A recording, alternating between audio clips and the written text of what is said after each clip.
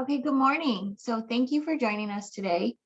Let me start by introducing myself. I am Jamie Mahler, and I am a consultant here at MDE. I have been in my position for 13 or so years. I oversee both the USDA Foods Purchasing and Procurement Program. I also work on some farm to school programs.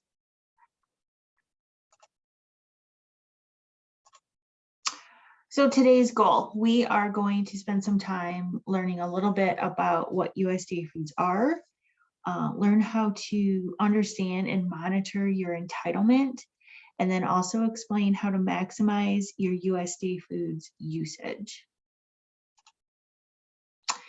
So let's first talk about the purpose of USDA foods. So a few purposes are the safeguard and health of nation's children as part of federal child nutrition programs.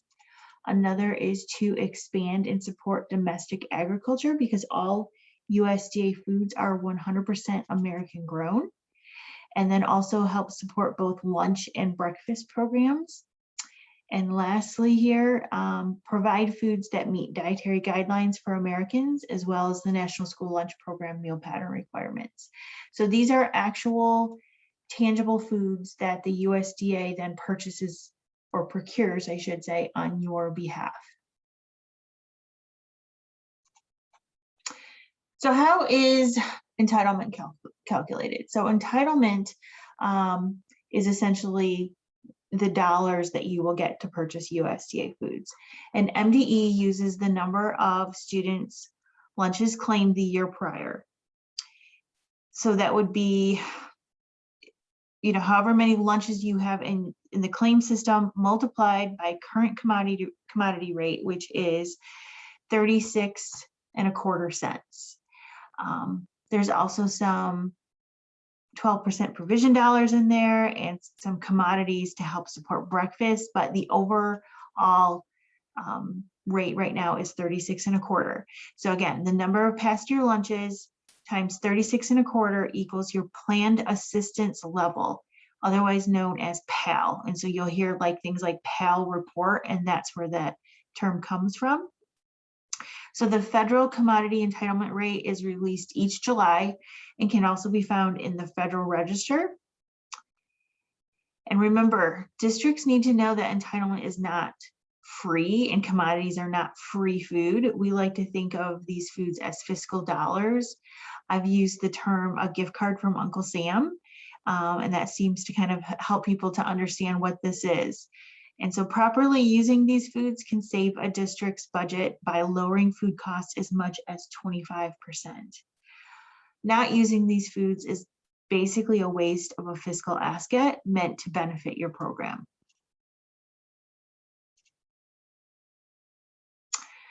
So because of COVID, for school year 20 and for school year 2021, sorry, let me say that again. For school year 2021 and school year 21-22, Michigan opted into a waiver that allows the use of school year 18-19 meal counts to determine USDA foods entitlement. So we know there was some wonky numbers in there, and it's really hard to determine what people's true meal counts would have been and what their entitlement should be. So we have just continued with that waiver to get the closest number that we could. You can review all of these on your current PAL reports. So your PAL report will show you your beginning amount and how much you've spent. And I think that's on the next slide here. Also, the USDA did confirm that USDA foods can be used for National School Lunch or extended SFSP or Seamless Summer or whatever program that we're using as part of COVID relief, you can use your USDA foods for. So no matter what type of program you're providing, you are eligible for the USDA foods, including the bonus offerings. Okay, so here's that PAL report I mentioned. This is just an example of one. And this report represents the amount of USDA foods entitlement a school has been awarded, and then how much of those dollars were spent. The columns found on the top half of the report reflect the amount of entitlement spent on processed food, brown box food, DoD produce, and I'll talk about those programs in just a minute. The total amount is then calculated in the column marked with blue arrow. So because of our single bank process, the school was actually able to spend more than their allocation by 22%. This is a result of a district using all of their food purchasing opportunities wisely. So all districts in Michigan that participate in the National School Lunch Program must choose a USDA Foods consortium to receive USDA foods. A consortium is another word for cooperative, if that helps to know that. So this choice is done annually in the S&P MEGS Plus application. We ask a year in advance, so membership is set in time for forecasting, procurement, and then food ordering timelines, which can be up to a year and a half in advance. The MDE Food Distribution Unit oversees the consortium's work to ensure that as a state agency, we're meeting regulations, including procurement regulations, and of course, using the program to its full potential. Michigan has over 900 school districts ranging from 25 to 50,000 students. And so these 3 USDA Foods consortia within Michigan are responsible for the procurement, ordering, distribution, training, and warehousing of USDA foods, and then also DoD Fresh. The only exception to that is Detroit Public Schools, because they have their own contract with a warehouse and their own procurement and procurement office. And so they do this on their own, but everyone else joins one of the 3 consortia. So there are 4 programs that a district can allocate entitlement to. So they are DoD Produce, Brown Box Direct, Processed Foods, and then the Unprocessed Fruit and Vegetable Program. I will explain these programs in just a minute, but I wanted to highlight some percentages here. So each year, the state of Michigan gets about $45 million. Sometimes it's a little bit more than that, and that is for the purchase of USDA foods. So for the recent past, we spent anywhere from 8 to 10 million on DoD, so somewhere around 20 to 25%.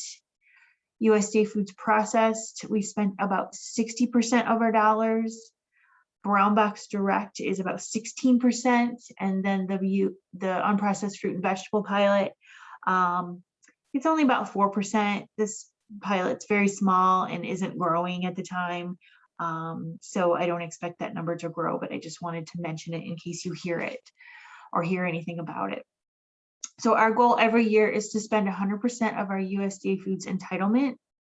A bulk of the food ordering takes place in spring, but it's actually year-round. So this is a little bit about the Department of Defense Fresh Produce Program. It's a great way to get fresh produce into your schools utilizing those USDA Foods entitlement dollars. The pros to this program is that the items are already procured by the USDA, and we also do not have any ordering minimums. The challenges can sometimes be that the prices are higher. This is to offset transportation costs and also market volatility that's consistent with fresh produce. Crop issues, weathers, and recalls can affect all of that. And so they lock in a price at a certain time. And so then that's the price regardless of maybe what you're seeing the price somewhere commercially. So here's a list of items available currently to Michigan schools. Last year, we sold 34 different varieties of produce through the program, including some fun and seasonal local options. This summer, we actually had a small pilot in the summer highlighting a few dozen Michigan items, and I hope that we can continue that throughout the school year based on seasonality. You should work with your consortium to find out what items are available to you. And then just an FYI about DoD, because you're probably thinking Department of Defense, like that doesn't make a lot of sense as to why we would have that as part of the school lunch program. But this department does still oversee the program. They oversee all of the procurement, and they hold all of the federal contracts for this program. And it has to do with various government entities such as military bases and tribal organizations. And it also dates all the way back from wartime when they would purchase produce to help support farmers, and then also in effort to keep students healthy in case they needed them for war. So it's kind of a long history here, and it's interesting that it's continued this whole time. But in case you're wondering, DoD is Department of Defense, and that is the produce program. So it's just kind of interesting. Some history there for you. USDA foods, brown box. I hate to use that term, but that's what everyone kind of knows it as. You might see it other places as direct diversion or unprocessed. But these items are minimally processed and are domestic in origin. So the items are commercial equivalent, low cost, they meet all of the Buy American requirements, and they're already fully procured. One downside is the products will come from different manufacturers, so there may be variations to these items throughout the year. So you might order a canned corn and get it from one vendor and then order it again and get it from another. Same thing with cheese. We get even the commercial equivalents like Land O'Lakes, and then the next time you get it, it comes from Bongart's. So it can change, but it's still good quality, and it's also always commercial equivalent. And so while there are over 200 brown box varieties, these foods actually have to be ordered in full truckloads. And so that may limit what you're able to purchase. So you have to have enough interest statewide to order it. So if you wanted to order something really unique like grits, and obviously that's not something that Michigan schools tend to order, we would not be able to order that for you because we have to get a whole truckload. So the list of USDA foods come out every January. We post it to our website, and then our consortia leads actually take time to pick based on forecasting and surveys and such as to what they're going to order.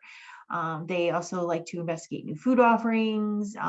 Sometimes we've been able to sample some of these foods at meetings and such, and also try to get feedback from different food service directors. So again, canned, frozen, dried fruits and beans, beef, pork, and poultry, and various grains, rice, pasta, flour, and tortillas. So again, commercial equivalent, it's all really good stuff.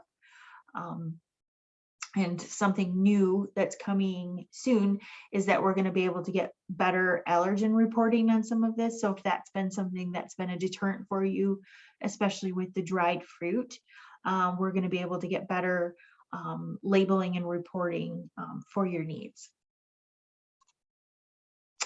So districts can also choose to divert raw, unprocessed USDA foods to processors for further processing. So I will use the examples of Tyson, Schwann's, JTM, Peterson Farms.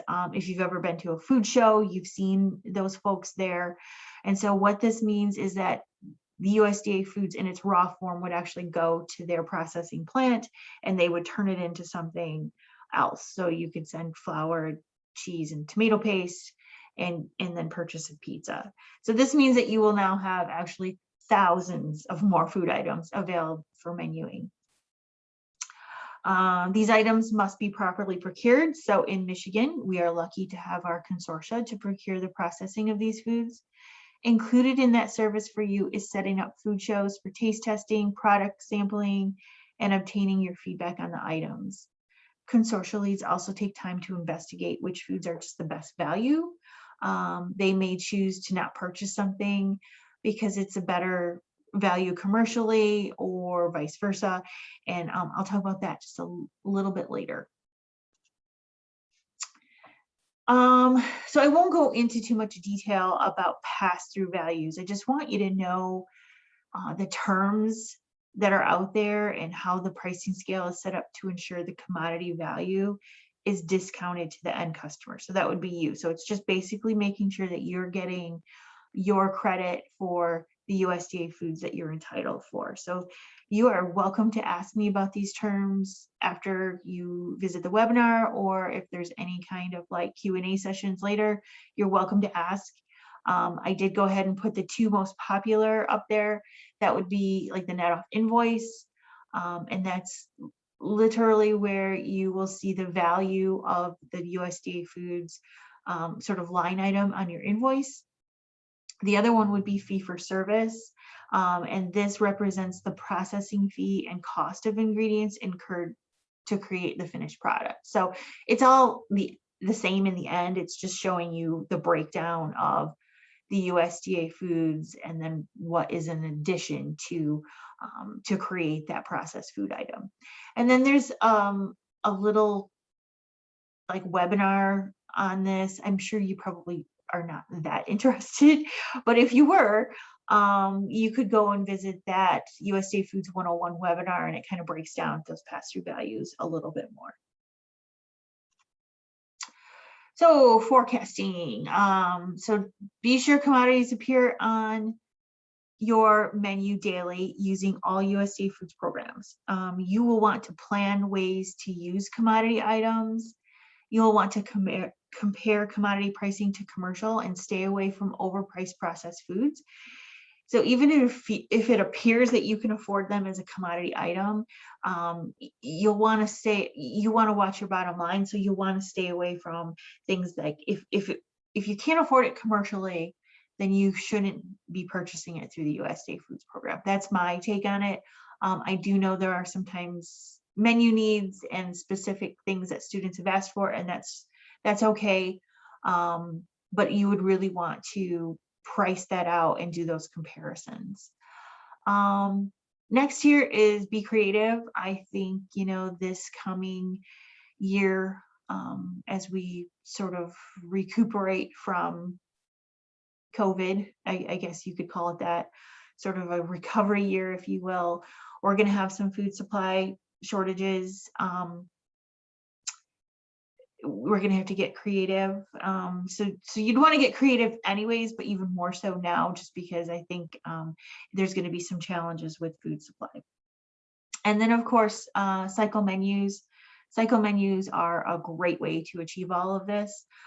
These are created by your consortia, and they actually consider the pricing, they consider what's available. And then of course, all of these menus meet the meal pattern. So it just kind of makes it easy for you. So you could start with the cycle menu, see what the kids like, and then replace bits and pieces as, according to the feedback you get from students. Cycle menus are also a really great way to get a new food service director, just kind of get them going. It kind of takes some of the guesswork out for them.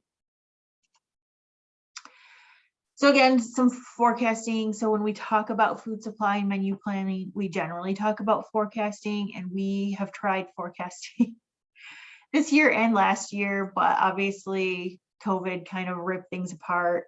And we're looking at some supply chain shortages. But I still think, as a new food service director, you'll want to know this process and know that the consortia are working on this.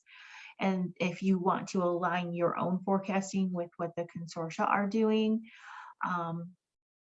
we're going to have lots of supply issues, including order cancellations for both commercial and USDA foods. You just need to have some flexibility in there going forward. You'll want to probably focus on center of the plate proteins. Those are the prices that we're seeing go up the most. And then the big thing also is packaging and supplies. We're seeing trays and foam and all the things that you need to serve these foods, whether it's in a classroom or curbside. Those prices are going up as well. So you'll want to consider that as part of your forecasting and budgeting. So what can we do to help, especially as we move into this, new school year and into COVID recovery? It's what we've been doing for 12 months, 12, 15, how many months are we into this? We just need to plan and replan several times for menu items. The big thing is communication. We're going to need you to communicate with your consortia, distributor, or even your broker Find out what low-cost items are available, find out what is available that would meet your menu needs. Ask about different options for packaging that would stay within your budget, and then stay in contact with your distributor and consortia. Let them know if you're moving, into a face-to-face meals, or if you're serving in the classroom versus the cafeteria, or whatever it might be, so then they can adjust orders accordingly. We've been working on a 15-week lead time. On a good day, a 4-week lead time is pretty good, but obviously that's not right now, right? So the more communication you can have with those that you're ordering from, the better. You also want to inform your staff, find out what they need to be successful, inform your students and families of any changes, menu changes, what to expect with the food, how it's going to be delivered, and then also some marketing of the program. Whether you're doing NSLP, Seamless Summer, any of those, you'll just want to make sure you're marketing the program and that students know what to expect, and families know, especially right now, if it's no cost to them, you'll want to do that level of marketing. And lastly here, we kind of talked about it a little bit. You need to have that lead time, give yourself that gift of time. Being creative, I mentioned that on the last slide, but we saw some really interesting things this last year because individually wrapped items ran very low and people just needed to get creative. And, I think that was kind of a lost art there for a while. So, you want to consider the packaging, clam boxes, cups, bags, carts, any kind of thing that you need, either, again, if you're handing out meals curbside or if you're delivering them to a classroom, all of that. School food authorities should also use their USDA Foods entitlement. This is something I think that could get lost as we're trying to purchase low cost things. You also want to make sure that you're not just leaving that money on the table. So don't throw away your gift card from Uncle Sam.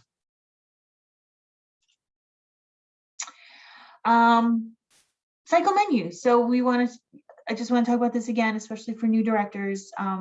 These help maximize commodity usage by using commodities every single day. And I'll show you how to do that in the next few slides. Cycle menus also control costs by using base items in more than one way. They help with forecasting, making consortia bids easier, and can help save money with large volume discounts. There's just some natural program marketing in there. A lot of times they're already printed with some graphics, and students start to recognize favorite meal days. Of course, compliance, that's a big one. These help with the ease of compliance for administrative reviews. And then they're just easier on staff for preparing and managing food orders because they become familiar with these different menu components. And so remember, it's okay to change the menus to meet the needs of your school community. Different populations like and require different food types, but this is still a really good starting point. And this is just an example of a cycle menu. So each consortia has one to start with, and I believe they are all updating these. Just with some of the supply chain shortages we've seen, they're going to add some things in there just to make sure that people know what's available to them, and just to help with that communication. When you look at these menus, you can just take them, you could add your own flair to them, you can add school spirit events, put some local in there, change per student feedback. I know some of this is really hard to read, but I wanted to share one that I have, that I know some folks have used before and had success. So reach out to your consortia for this, ask them for cycle menus, and then you can decide from there what you want to keep or change going forward. So using USDA Foods daily. So the fresh milk and bread not available from USDA Foods here are in red. Everything else is a commodity item. You can get from one of the programs that I mentioned earlier. So USDA food commodities should touch your menu at least 2 times per day. I would still focus on center of the plate, those proteins, use all programs available.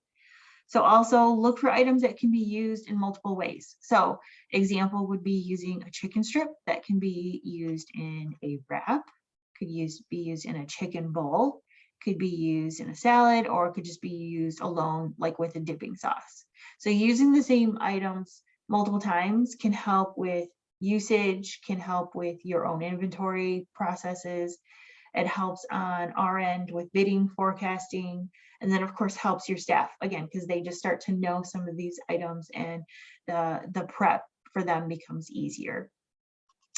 So another example we see above is like with garbanzo beans in a salad. They can be as a side, you can use them to create hummus dips. Lots of different options. I just wanted to point out a couple of them that I know have been successful. So a cost analysis of USDA food. So you, along with your consortium, must work to find the best value, especially now as there's staffing shortages and food shortages and all this craziness. It's really important to do these cost analysis. So here you will see some made up prices and scenarios using chicken tenders, as we just talked about, but also meatloaf, apples, green beans, and peaches are evaluated here. The chicken strips could come from USDA Foods Processed or brown box. I just want to mention that because they are available from both sides of that program. So you can get them as a brown box item, or you can get them from your favorite processor. I would, again, just double check your pricing with them. But this example shows it being a good value, especially if you menu it in those varying ways. And then also doing that would increase your volume purchased. Here, meatloaf could be commercially processed or created from scratch using brown box. You'd want to consider staff time, student preference, storage, costs. The meatloaf listed above here would be a good value if used in 3 different menus. 75 cases would then be purchased at a time. Apples can be cut in bags or whole from the DoD, brown box, or processed side of the program. Again, consider all costs involved. Perhaps farm to school procurement might yield an even lower cost here, especially in the fall, and if you live near an apple orchard. So in this situation that's listed here, apple slices in a bag from DoD would cost $3.45 more. So again, this pricing isn't exact. It's just an example of how you can look at that and then determine where would the best place to be to purchase that. Green beans can be canned or frozen. Here you'll see this particular calculation shows green beans costing $1 more per case. So purchasing commercially might be the better deal at this time. Again, that is just a made up scenario. And I wouldn't want you to purchase them commercially and then not use the USDA Foods dollars. Peaches, here you will see that there's canned diced peaches. You can get, I've seen them diced or sliced. You could ask for either of those. Here they're 91 cents less than the commercial equivalent. This doesn't sound like much, right? But that adds up. And every time, you make these decisions, whether it's a few pennies here or there, that can add up. We've seen some folks be able to cut some costs to the point where they were actually able to hire more people and get more equipment for their kitchen. And that's huge, right? Okay, so the planning can pay off. So using that spreadsheet can determine a real value for commodities available to you for your entire menu. Remember to include delivery costs, prep costs, processing costs into your calculations. This also helps your staff prepare. And also remember, your consortia can help with this. This is literally what they do when they're doing procurement and cycle menus. They are considering a lot of this already, and they are a resource to you. Always use your best value commodities first to save money. And then USDA studies show that using all of your USDA foods accurately can save you up to 25% on your total food costs, sometimes even more. And again, that could be enough to hire the staff you need to cover if you had to, give raises and incentives for hiring that could cover that, could help purchase any needed equipment. Spreadsheet planning is also pretty great because it completes your yearly forecasting, and the food buying guide can assist you with those calculations if you need that kind of assistance. So packaging, I've never really considered this much before COVID, but we really need to consider packaging when planning a menu, especially now, because you never know when you're going to have to deliver to a classroom or have it in the cafeteria or even do a curbside. Hopefully we're done with curbside, but who knows, right? So here's a few ideas I've seen. So remember, there's shortages on aluminum right now, shortages on foam. We have seen breakfast in a pizza box, fruit in 4 square packages.